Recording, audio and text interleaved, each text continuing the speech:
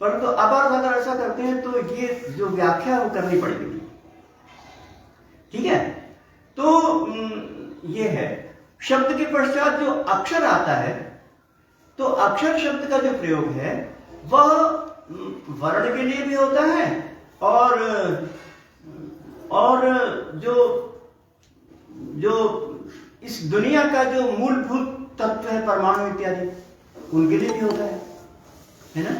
तो इस बात का वर्णन गीता में किया है। गीता में कहा है द्वावमो पुरुषो लोके क्षरश्चाक्षर है ना। इस दुनिया में दो तरह के हैं। कौन कौन से? एक क्षर है और एक अक्षर है। तो क्षरा सर्वाणि भूतानि कूटस्थोक्षर उच्यते, ऐसा गीता में कहा गया। तो उसमें कहा कि सभी जो भूत है वो क्षर है। दुनिया के सब पदार्थ क्षर है। क्षर माने विनाशी है, उत्पन्न विनाशी, अनित्य है। क्यों जी? दुनिया के सब पदार्थ कैसे हैं? अनित्य हैं। और कूटस्थोक्षर उच्यते, और जो कूटस्थ है वो अक्षर होता है। तो हम यहाँ पर अगर आधुनिक विज्ञान के अनुसार इसकी व्याख्या करें, वैसे तो कूटस्थ का अक्षर मान लीजिए, ब्रह्म मान लेंगे, ईश्वर मान लेंगे, तो बात खत्म हो गई। परंतु बाहरी जो दुनिया है उसके अनुसार अगर व्याख्या करें तो उसका अर्थ हो जाएगा कि परमाणु विज्ञान, आधुनिक विज्ञान के अनुसार अगर व्याख्या करें तो कूटस्थोक्षर उच्यते, अक्षर का अर्थ हो जाएगा परमाणु, क्योंकि परमाणु नित्य है कणाद के अनुसार, तो है ना। तो इस गीता में जो बाहरी दुनिया के पदार्थ हैं वे पदार्थ का जो नित्य रूप है वह अक्षर है ना। और वो कौन सा है? परमाणु। तो परमाणु से पूरी दुनिया बनी है। तो परमाणु क्या हो गया? नित्य हो गया, वो अक्षर हो गया, और पूरी दुनिया क्षर हो गई। ऐसा गीता में कहा गया है। तो यहां पर जो अक्षर शब्द है वो दुनिया के लिए प्रयोग में है। तो अक्षर शब्द दो अर्थ हो गए, है ना। कौन कौन से दो अर्थ हो गए? अभी हमने कहा था ना उस दिन कि ये दुनिया के भागों में व्यक्त थी नाम और रूप में। दुनिया का सबसे पहला विभाजन लोगों ने किया। आगे तो विभाजन बहुत सी क्या बात हो रही है। दुनिया का सबसे पहला विभाजन जो किया वो किस रूप में किया? नाम और रूप में। नाम और रूप, है ना। ये था नव्य संदमाना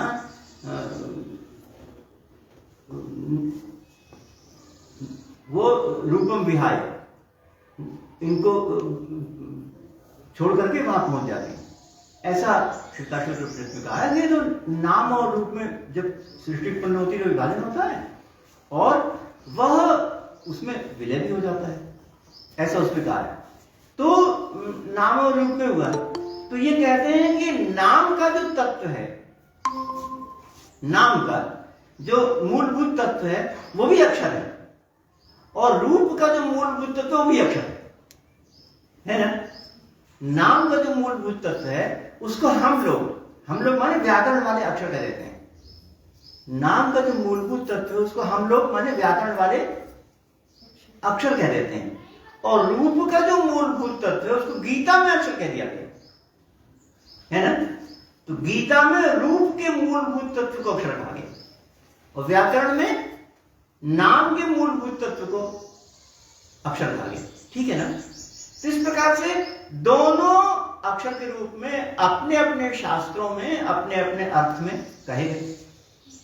तो तुलना तो हो सकती है, तुलना हो सकती है, क्योंकि जैसे कि परमाणु है तो परमाणु संख्या में बहुत कम है। मॉडर्न फिजिक्स में भी, रसायन शास्त्र में भी 150 से ऊपर परमाणु नहीं है ना।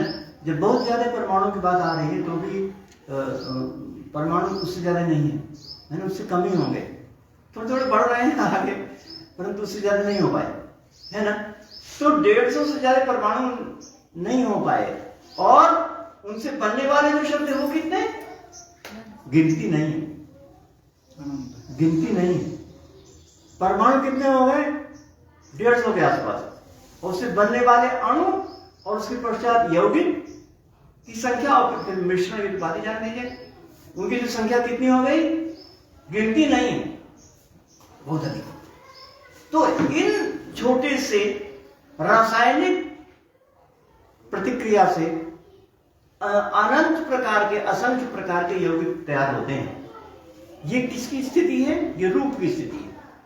और ऐसी ही स्थिति नाम की भी है। नाम के भी जो मौलिक तत्व हैं वो अपने शास्त्र में क्या बताया, 64 है ना। नाम के अक्षर कितने बताए, 64 बताए अधिकतम, है ना, 64 बताए। और इन 64 से बनने वाले अक्षर नहीं, इससे बनने वाले शब्द और अधिक से अधिक अक्षरों वाले, और फिर उससे बनने वाले वाक्य, है ना, इनकी कोई संख्या है, इनकी संख्या नहीं, असंख्य है ना। रोज हमारे यहाँ अखबार आ जाता है और उन अखबारों में वही तो अक्षर आते हैं, अक्षर बदलते हैं क्या, वही अक्षर आते हैं और उनसे रोज नया अखबार आ जाता है। तो कितने प्रकार के हम वाक्य और शब्द गिनेंगे, उसकी गिनती नहीं है। तो 2-3 समानताएं हो सकती हैं अक्षर में भी और नाम रूप में भी, है ना। कैसे कैसे, अक्षरों की संख्या अति स्वल्प है जो नाम के अक्षर हैं, और जो रूप के अक्षर हैं उनकी संख्या भी अति स्वल्प है, ठीक है ना। और नाम के अक्षरों से बनने वाले जो शब्द इत्यादि हैं उनकी संख्या गिनती नहीं, असंख्य है। उसी प्रकार से रूप से बनने वाले यौगिकों की संख्या भी अनंत है। और दोनों जो अक्षर होते हैं वो नित्य होते हैं, और दोनों से बनने वाले जो हैं वो अपने आप में अक्षर नित्य होते हैं, और दोनों से बनने वाले हैं, बनने वाले यौगिक इत्यादि वो अनित्य होते हैं। ऐसी स्थिति है। तो अक्षर को पूर्ण कहा, अक्षर को नित्य कहा, और उन अक्षर में भी आकारों को नित्य कहा, है ना। गीता में कहा अक्षराणाम अकारोस्मि, अक्षरों में मैं आकार हूं, मतलब असही सृष्टि में, ऐसा वो लोग मानते हैं, ऐसा वो लोग मानते हैं। तो इस प्रकार से ये स्थिति शब्द की और अक्षर की है। अब हम इसके पश्चात आप लोगों के समक्ष ये बात प्रस्तुत करने जा रहे हैं कि जो शब्द है उसके संबंध में विभिन्न दर्शनों ने कौन से सिद्धांत स्थापित किए हैं, है ना, क्या माना है, उसका स्वरूप क्या है ना। विभिन्न दर्शनों ने, जैसे कि न्याय है, वेदांत है, मीमांसा है, उन्होंने उस शब्द का स्वरूप क्या माना, शब्द स्वरूप जिक्र करते हैं, है ना, क्या माना है। तो सबसे पहले शिक्षा शास्त्र को लेते हैं, शिक्षा शास्त्र, है ना। शिक्षा शास्त्र में जो शब्द है वो द्रव्य होता है ना। शिक्षा शास्त्र के अनुसार जो शब्द है वो क्या होता है, द्रव्य होता है। तो द्रव्य में क्या होता है, द्रव्य में आयाम होता है, आयाम माने लंबाई चौड़ाई इत्यादि, ये द्रव्य में मौजूद होता है। और उस द्रव्य में गुण हो सकता है, उस द्रव्य में क्रिया हो सकती है ना। गुण में क्रिया नहीं हो सकती, है ना, परंतु द्रव्य में गुण रह सकता है, द्रव्य में क्रिया भी रह सकती है। तो द्रव्य में क्रिया रह सकती है, इसलिए वैसे ऐसा होता है। तो ऐसा मानने वाले का प्रमाण क्या है, वाक्यपदी में लिखा है, वाक्यपदी में लिखा कि अभ्राणीव प्रचीयन्ते शब्दाख्या परमाणव, ये बात वाक्यपदी में लिखी है ना। क्या लिखा है, अभ्राणीव प्रचीयन्ते शब्दाख्या परमाणव, है ना। तो ये जो कारिका है वो शिक्षा शास्त्र की है, ऐसी बात वहां के टीकाकारों ने लिखी है। उसके टीकाकारों ने ये बात लिखी है कि ये जो कारिका कहाँ के लिए है, वो शिक्षा शास्त्र के लिए। तो कहा है कि शब्दाख्या परमाणु, शब्द के नाम वाले कौन, परमाणु, ये अभ्र के समान प्रचीयन्ते, जैसे बादल होते हैं ना, तो बादल अलग अलग होते हैं और फिर उसके पश्चात वो इकट्ठा हो जाते हैं। तो जब इकट्ठा हो जाते हैं तो दिखने लगते हैं, और जब बहुत ज्यादा इकट्ठा हो जाते हैं तो नीचे गिरने लगते हैं पानी के रूप में, है ना। तो कैसे होता है, प्रचय होता है। प्रचय माने वो इकट्ठे होते हैं।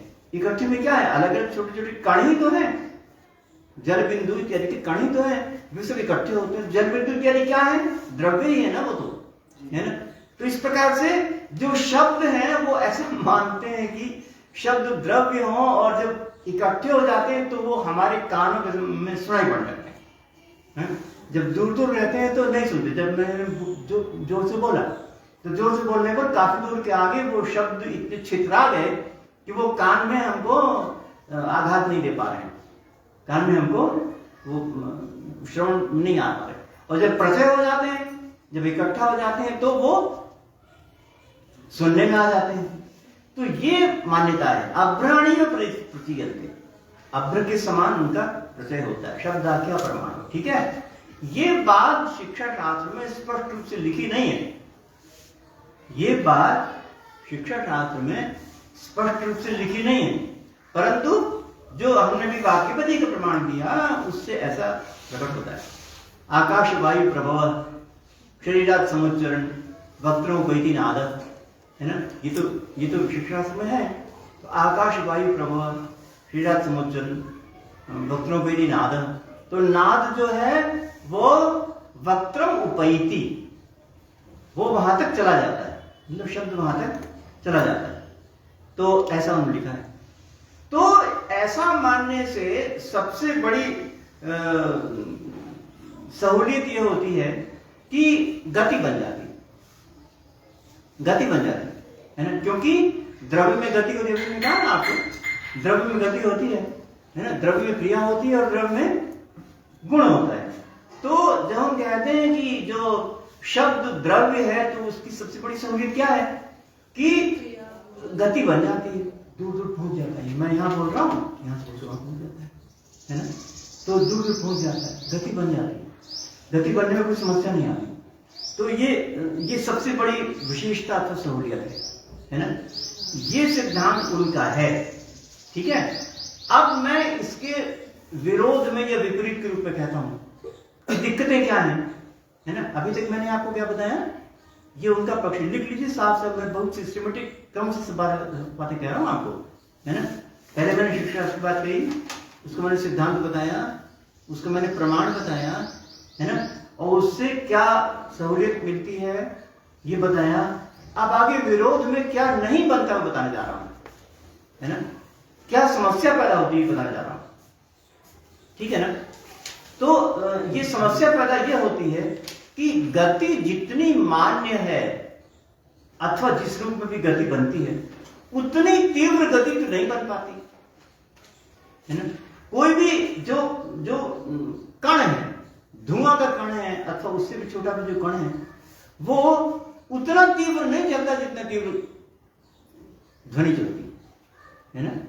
आजकल का विज्ञान क्या बताता है, 333 मीटर प्रति सेकंड, हाँ 332 मीटर प्रति सेकंड। तो 3 सेकंड में कितना पहुंचा, 1 किलोमीटर। 3 सेकंड में 1 किलोमीटर, है ना, और 1 घंटे में 1200 किलोमीटर। ध्वनि की गति 1 घंटे में 1200 किलोमीटर होती है ना। और जो हमारे सुपरसोनिक विमान होते हैं तो कैसे होते हैं, पारासोनिक, ध्वनि से भी आगे बढ़ने वाले, मतलब 1 घंटे में 1200 किलोमीटर से भी और आगे बढ़ने वाले, तो सुपरसोनिक कहलाते हैं, है ना जी। तो इतनी तीव्र गति सामान्य तो नहीं होती, जो धरती को छूते हुए चलते हैं उनकी तो इतनी गति किसी में है नहीं। अपनी जो ट्रेन है बहुत ज्यादा होगी तो जापान में 300-400 किलोमीटर प्रति घंटे रफ्तार से ज्यादा है ना। तो धरती को छूते हुए जो है 1200 किलोमीटर प्रति घंटे चलने वाली कुछ है नहीं, कोई नहीं। परंतु ध्वनि बन जाती है, गति बन जाती है, बात तो सही, परंतु इतनी तीव्र गति बनना बड़ा कठिन काम है ना। अणु से बनने वाला इतनी तीव्र गति चलने वाला बड़ा कठिन काम है, ये समस्या है। ठीक है ना, ये समस्या है। तो ये बात हुई। अब आगे हम न्याय को लेते हैं। न्याय के अनुसार शब्द गुण होता है ना।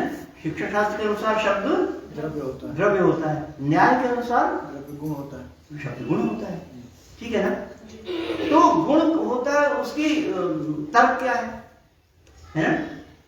न्याय के अनुसार शब्द गुण होता है, इसमें तर्क क्या है, तो तर्क है बहिरेकैकेन्द्रिय ग्राह्यत्व, है ना। न्याय के अनुसार शब्द गुण होता है, इसमें तर्क है बहिरेकैकेन्द्रिय ग्राह्यत्व, है ना। बहिरेकैकेन्द्रिय ग्राह्यत्व, समझ गए, लिख लिया, है ना। इसका मतलब क्या कि बाहरी एक इंद्रिय से ग्रहण होता है। जो विशेष गुण होते हैं रूप रस गंध स्पर्श शब्द, वो कैसे होते हैं, बाहरी एक इंद्रिय से ग्राह्य होते हैं, है ना। जैसे आंखें हैं, आंखों से केवल रूप दिखाई पड़ेगा, स्पर्श तो नहीं होगा, है ना। त्वचा से केवल स्पर्श होगा, रूप तो नहीं होगा। घ्राण से केवल गंध होगी, बाकी तो गुण नहीं होंगे। तो एक इंद्रिय से एक ग्राह्य, हमारी यहां तक, इतने में ज्ञानेंद्रियां खत्म हो गई, इतने में धड़ तक ज्ञानेंद्रियां पूरी होगी, और इतने पूरे में कर्मेंद्रिय है ना। यहां पर भी कर्मेंद्रिय है। हाँ हाँ, यहाँ पर भी कर्मेंद्रिय कौन सी? जिह्वा तो स्थान है। हाँ वाह, ठीक है। वाणी कर्मेंद्रिय और रसना ज्ञानेंद्रिय, ठीक कहा आपने।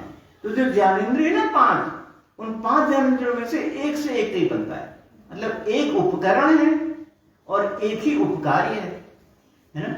उपकरण का जो उपकार्य, ज्ञानेंद्रिय रूपी उपकरण का जो उपकार्य है, मतलब जो ग्राह्य है, वो एक होता है ना।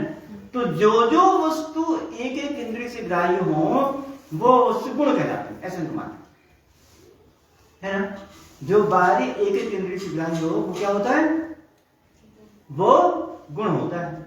जो बाहरी एक इंद्रिय से ग्राह्य हो, वह गुण होता है। और जो एक इंद्रिय से हो जाए, जो 2 इंद्रियों से ग्राह्य हो जाए, वो गुण नहीं होगा, है ना। जो चीज 2 इंद्रिय से ग्राह्य हो जाए, वो गुण नहीं होगा। जैसे कि त्वचा है, त्वचा से द्रव्य पता चल जाता है, और जो चक्षु है, उससे भी द्रव्य पता चल जाता है ना। द्रव्य का प्रत्यक्ष किनके द्वारा होता है? दोनों के द्वारा। कौन से? त्वचा से भी, स्पर्श से भी, है ना। त्वचा से गुण एक ही दिखता है, चक्षु से भी गुण एक ही दिखता है, मगर द्रव्य दोनों से दिख जाता है, त्वचा से भी और चक्षु से भी। इसलिए वो जो द्रव्य है, वो गुण नहीं है ना। जो शर्त लागू की गई थी, वो जो शर्त है, वो द्रव्य में लागू नहीं होती, इसलिए वो द्रव्य को गुण नहीं कह सकते, है ना। परंतु रूप रस गंध स्पर्श को गुण कह सकते, क्योंकि उसमें ये शर्त लागू होती है। समझ रहे हैं बात? इस प्रकार से इसमें वो शर्त लागू होती है, इसलिए इनको गुण कहा जाता है। ठीक है। तो न्याय के अनुसार ये बात इस तर्क के अनुसार स्थापित हो गई कि इन द्रव्य में ये गुण 5 होते हैं, 5 गुण होते हैं, और वो उसमें निवास करते हैं, समवाय संबंध निवास करते हैं। ऐसा मानने वाले कौन? ऐसा मानने वाले न्याय, ऐसा मानने वाले न्याय। ठीक है।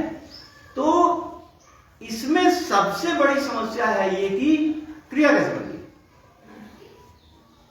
क्रिया कैसे बनेगी? अभी हमने कहा था ना कि गुण में क्रिया नहीं हो सकती, गुण में गुण नहीं रहता, गुण में क्रिया नहीं रहती, क्रिया में गुण नहीं रहता, क्रिया में क्रिया नहीं होती, द्रव्य में ही गुण होता है, द्रव्य में ही क्रिया होती है। ठीक है ना। तो अगर शब्द गुण हो गया तो क्रिया कैसे बनेगी, है ना। तो इसके लिए वो शब्द का एक विलक्षण सिद्धांत बताते हैं, शब्द सिद्धांत। शायद पढ़ा होगा, इसका विस्तार से विस्तार नहीं करेंगे, पूरा व्याकरण न्याय नहीं पढ़ा रहे, पूरा एक आउटलाइन दे रहे हैं केवल।